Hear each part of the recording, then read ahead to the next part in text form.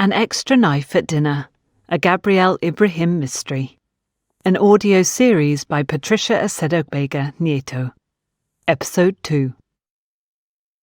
It had been most infuriating when the doctor had looked at her and asked, "How on earth do you expect me to remember what she looked like?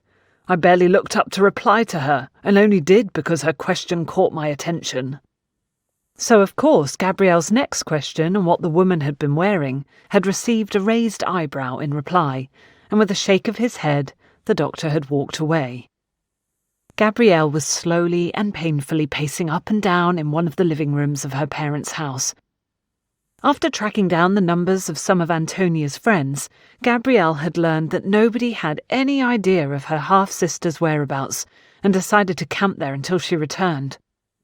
All she could do was pass away the hours until there was any news, leaving plenty of time to mull over what had occurred. Luckily, the nurse, Bisi, had been at the front desk when Gabrielle had gone to settle her bill, so she'd asked the woman if she had been there when the visitor had come looking for her. "Yes, it was a young lady. I was attending to a family member, inquiring about a man we admitted who'd also been at the party," Bisi had explained. "She interrupted me and asked if you were dead." I was shocked. Dr. Agechi was looking over some results, and he searched for your name on a computer and said you were not dead. But he couldn't give her any information if she wasn't a family member. The lady looked at him for a moment, then turned and walked away. Gabrielle had interrogated Bisi with more hope than she had the doctor. What was she wearing? Was she light or dark-skinned? Body type? I'm guessing she didn't leave a name. I can't remember very well, but I think her blouse was either blue, purple or green. Average build, plump and dark-skinned, and rude. Very rude. She didn't even greet us. She just blurted out her question. Luckily for her, the doctor was there. I wouldn't have replied to her had she caught me alone. Or if I had, she would not have liked what I said. Who could have asked about her and then left without seeing her? The description certainly did not fit Antonia, as she had lost a lot of weight since her last trip to the dentist. She'd had her gums stitched together so as to not be able to ingest solid food and lose the extra pounds she imagined looked terrible on her, which they didn't. Gabrielle had tried to speak to her about simply eating more healthily and joining a gym after her mother had asked her to do so, when Antonia had explained the reason why she was returning uneaten food to the kitchen. The younger girl had looked her over with disdain and walked away muttering audibly, clearly intending to be heard. Now they feel that they're in a position to tell me what and how to eat. Rich coming from two people that haven't dieted a day in their lives. The statement had been accompanied by a hiss, for good measure. Gabrielle was brought out of the memory by the sound of a door banging and approaching footsteps. She walked into the hall where she saw Antonia making for the stairs. "Antonia, where have you been? I've been calling everywhere. I was worried." Gabrielle stopped mid-sentence, noticing that Antonia was staring at her in fright. Gabrielle walked towards her half-sister, reaching out to touch her as her eyes ran all over her. Maybe she was injured or in a state of shock. It had been a very traumatic experience after all. Gabrielle herself had not had time to process it all. Antonia flinched and took a step back just before Gabrielle's hand could touch her face. The look of fear in her eyes was quickly replaced by her usual disdain, and she adopted a defensive attitude. "Why wouldn't I be all right? I was told that you were at the party. I was afraid that you'd been injured and was somewhere on your own." "As you can see, I'm fine," Antonia said as Gabrielle studied her. "Stop pretending that you're in the least bit concerned about what happens to me. Nobody's watching. You can be yourself. I thought you had your own place, so why are you always here? Am I to have to constantly bump into you?" There was no visible injury, and Gabrielle had seen her walk without a limp or any other apparent issue. "I'm glad you're okay. Whether you believe it or not, I do care what happens to you." "Why did you leave just as I arrived at the party? Where have you been since last night?" She persisted, not willing for her questions to remain unanswered. "I can see that I'm not going to be allowed to go up to my room to rest without replying to this barrage. Bisola's parents were unable to attend, and her mother didn't want to leave 2 empty seats at the table, so they begged us to go. But when we got there, we didn't find the event to our liking and decided to leave. We went to One Shot, where we met up with a few friends for drinks. Would you like me to write down their names for you?" A mocking smile accompanied Antonia's question. Gabrielle shook her head and turned to walk away. There really was no way to get along with Antonia. At least she was okay. That was what mattered. "Why are you walking in such a funny way?" Antonia asked. Gabrielle turned back.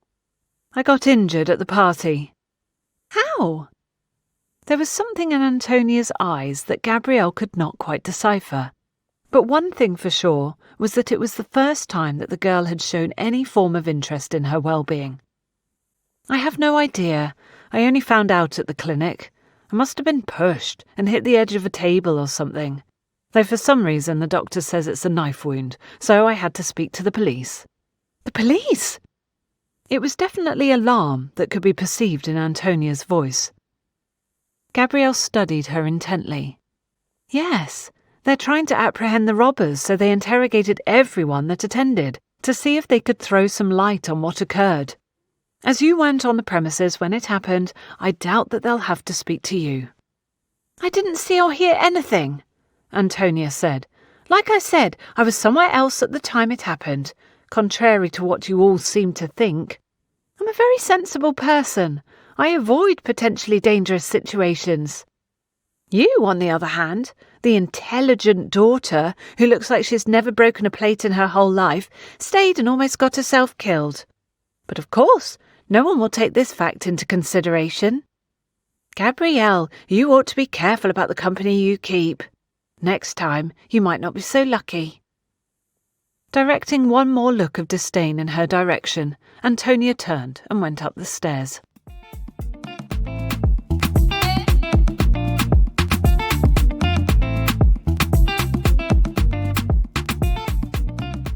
Gabrielle woke up as a sharp pain shot through her. Touching the dressing of her wound, she sighed. It had not been just a nightmare. The events of the night before had really happened. The woman frowned. She had felt the pain even while she had been asleep. Looking at the clock on her nightstand, she saw it was still 6 a.m. It was way too early to be up, at least after the new season launch. No, she deserved those extra hours of sleep. Gabrielle closed her eyes, knowing that it would be all she would be able to do. Suddenly they were wide open again. A memory had flashed in her mind. The dream that had woken her up had been about the party, and she had remembered something. It had been the exact moment when she had felt the sharp pain. Everyone had stood up, glass in hand, and had been cheering the celebrant. It was just before the robbers came in. Moments before. I didn't bump into anything as we all rushed for the exit. It happened before. Gabrielle gasped and got up and started pacing up and down the room. No, it's impossible. Why would anyone stab me? But why am I suddenly remembering that moment? And the pain? It was exactly here. Gabrielle touched her covered wound again. It must have been a mistake. Someone was probably holding a knife, and I must have moved back into it. Yes, that must be it. That would explain why it wasn't a deep wound. Except... Gabrielle frowned once again. Her eyes closed as she tried to remember the evening. She hadn't moved backward. She'd done the opposite. Just as she had been about to reach her glass after Mark's uncle had tapped at his, inviting everyone to stand up for his toast, she had discovered that it was gone. Gabrielle was sure that George's date had taken her glass. She remembered looking around and catching a waitress's eye, so she had been leaning forward when she felt the pain in her side, but ignored it and raised her glass. Moments later, it had all turned to chaos when those people had barged in and blocked the 2 exits. Mama's right, I am melodramatic. It was all a coincidence. Maybe someone standing behind me was holding a knife and tripped or something. Yes, that must be the logical explanation. The person probably didn't even notice that they'd injured me. After all, everyone had stood up for the toast. Taking a step back or being pushed is normal under those circumstances. Maybe the knife was being used to tap a glass. She remembered that she had heard the familiar sound from the very enthusiastic guests. The screen of her mobile lit up, and Gabrielle picked it up. "Good, you're awake," came Sandra's voice. "I knew your phone would be on silent mode, so no harm would be done if you weren't. I can't sleep. I keep remembering what happened. I hadn't given it much thought till now, as I've been so worried about Mark. They could have killed us. For a moment, I thought that they hadn't come to rob us, but were there for something more sinister. Is my imagination running ahead of me again?" "What made you think that?" Gabrielle asked. "I don't know, it was just a feeling," Sandra replied in a quiet voice. Very few got to witness Sandra in a vulnerable state, and anyone who had been cross-examined by her in a courtroom would find it impossible to imagine this side of the ruthless lawyer. "I saw one of the men whisper to another. They looked in our direction and came over, but if that was the case, I have no idea who the intended victim was. Our table was full of heavyweights. A number of us could have been targets. Then the woman noticed my bag and made a move for it, and I thought I could distract them. I thought that they might have been kidnappers or hitmen. But that gun went off, and it didn't make sense. It was all so surreal. Thank God Mark's on the mend. I was so worried that I'd almost got him killed." "Why would you think that?" The bag struggle, extremely ill-advised as it was, did not cause them to start shooting, Gabrielle said. "It was the woman that started screaming and made for the door that made the armed robber next to us fire the first shot. Earlier today, I heard Mark's aunt tell his mother that I was bad luck," Sandra lamented. "I went to see how he was doing and was about to knock at the door when I heard her say that if she wanted her son to live, she was to oppose the relationship by any means possible. Oh, Gabrielle, maybe she's right. Maybe I am bad luck." Gabrielle felt the anger rise in her. People tended to give incredibly malicious advice out of ignorance. "Sandra, I get that you've just been through a very traumatic experience that surely made all those sad memories resurface once again, but I know that when you're calmer, you'll arrive at the same conclusion as me, that those criminals are the ones responsible for everything that happened, not you. Bad things can happen to anyone." "What was the reply from Mark's mum?" "I didn't want to hear it, so I chose that moment to knock and walk in," Sandra replied. They both looked at me guiltily. I smiled, greeted them, and sat by Mark's side for a while. He was in and out of consciousness, but all I could do was think about what I'd just heard. I caught his mother staring at me a few times. "She was probably wondering if you'd overheard them. Don't give it any more thought. I'll be there in a few hours, and I'll spend the day with you," Gabrielle said. "Oh, goody, I'll tell my mum to rest today. She's been driving me crazy with all her fussing. And now that she has me pinned down to a bed, she's full of advice about my unmarried status and how to remedy it, like it's some kind of illness. Honestly." Gabrielle laughed. Sandra was not the most patient person in the world. Not being able to walk away must have been torture for her, and her mum was, of course, not going to miss out on such a golden opportunity to have as many heart-to-heart talks with her daughter as possible.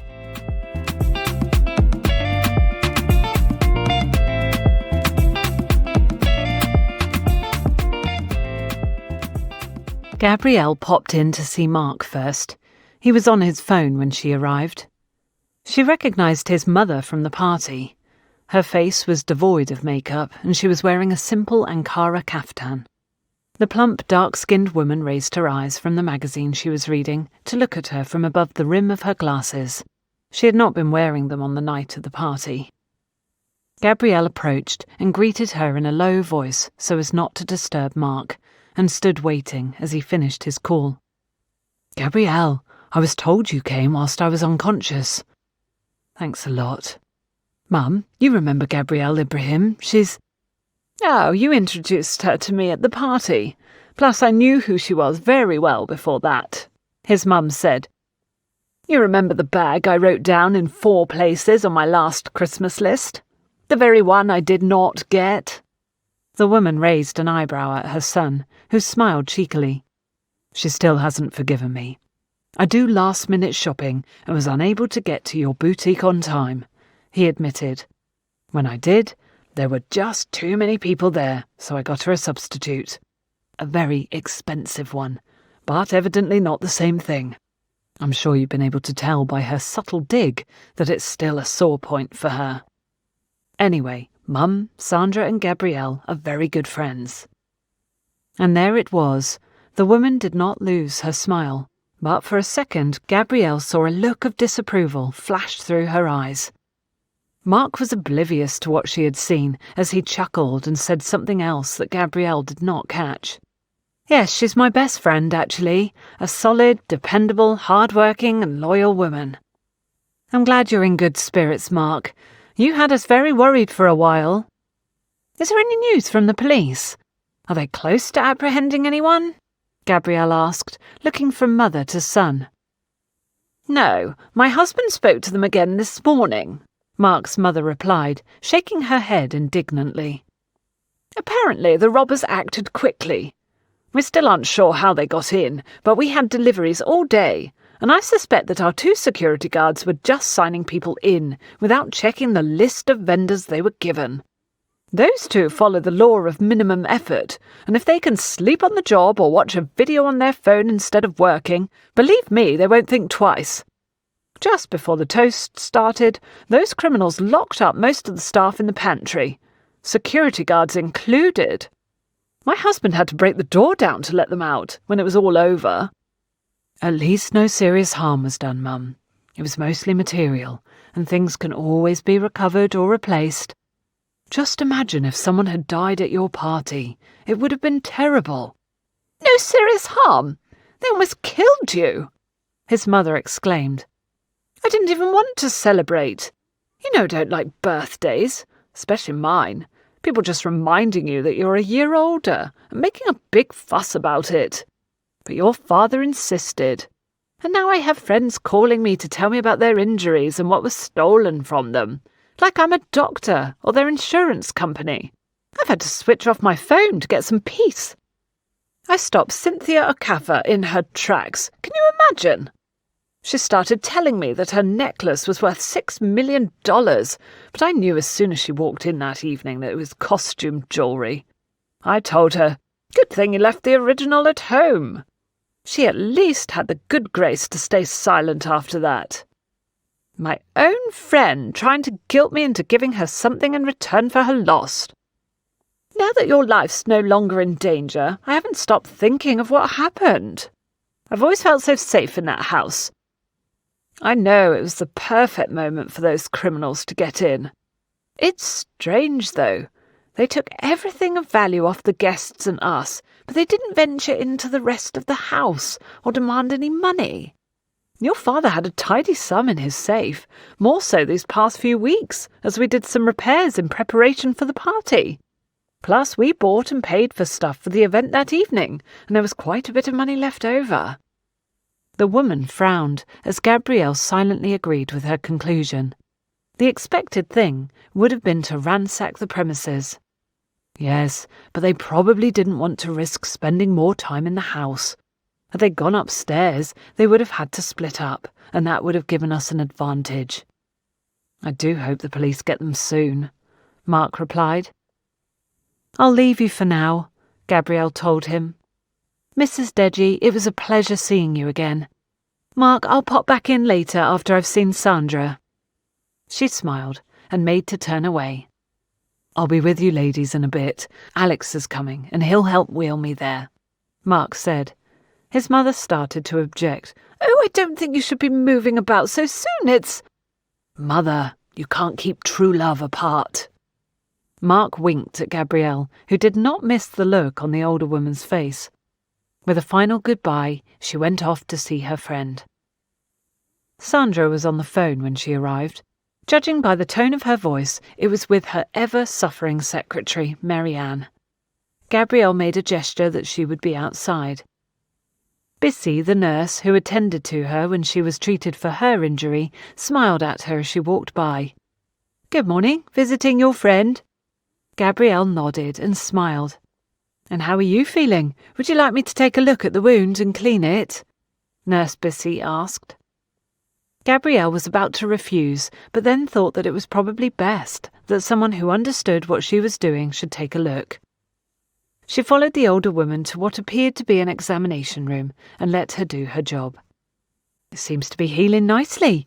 Just remember all we advised you to do. Don't lift anything heavy and take things easy for a few days. I doubt you'll be paying attention to that last bit, though. Something tells me that you aren't one for keeping still." The woman chuckled. Gabrielle laughed as she flipped through images on her phone, waiting for the nurse to finish with her. "I know you didn't get a good look at her, but I was wondering if you might recognize the woman that came looking for me in any of these photographs." She moved from one image to the next, watching the nurse's face and hoping for a spark of recognition. The photos had been taken 2 months earlier, during Antonia's birthday party, one that her sister had not initially invited her to until her father had insisted, much to everyone's discomfort. The nurse shook her head. "No, none of those faces ring a bell. I only looked up at her because the question was so strange, and also because she was quite rude. But my brain didn't register her appearance. There was just too much going on."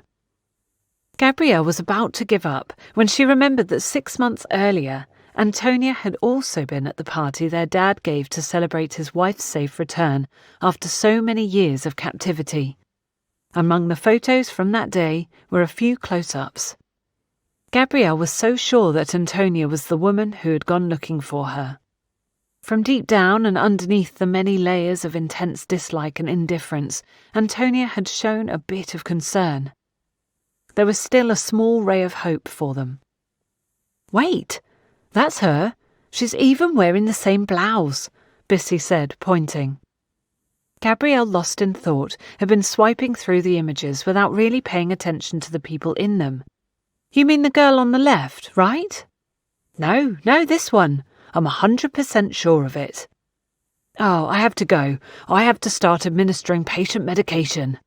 This one's on me, so you don't need to ask for a bill on the way out.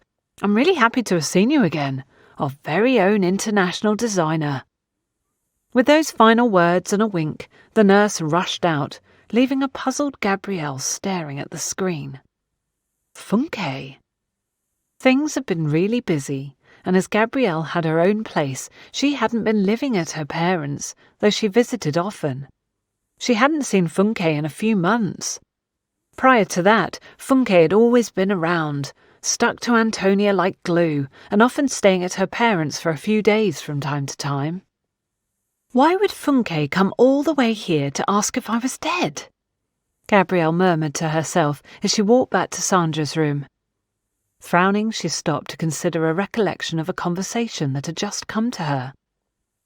Right about the time Funke had stopped going to the house, Gabrielle's mother had told her, "I have no idea what occurred, but they were screaming at each other. When I knocked at the door, there was complete silence, and a moment later, Funke stormed out, small suitcase in hand. Antonia refused to say anything except that all was well and that she'd had to leave as something had come up. But I tell you, Gabby, had you seen her face, you'd know that all was far from well."